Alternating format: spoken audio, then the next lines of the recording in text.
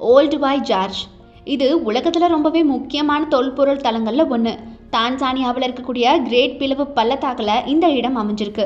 Old boy George அப்படின்னு அழைக்கப்படக்கூடிய இந்த இடம் பார்த்தீங்கன்னா நம்முடைய மூதாதையர்களுடைய சான்றுகளை கொண்ட இடமாக சொல்லப்படுது.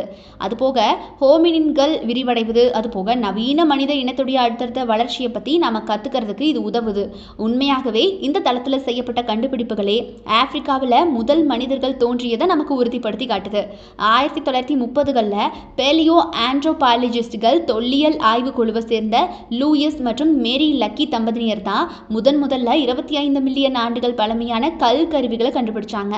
அதுபோக 1959ஆம் ஆண்டில் 1.75 மில்லியன் ஆண்டுகள் பழமையான பராந்த்ரோபல் போய்சி அப்படிங்கிற இனத்தினுடைய மண்டை ஓடுகள் கண்டுபிடிக்கப்பட்டுச்சு. உலகத்தில் கண்டுபிடிக்கப்பட்டதிலேயே ரொம்ப தொன்மையான மண்டை ஓடாக இதுதான் கருதப்படுது.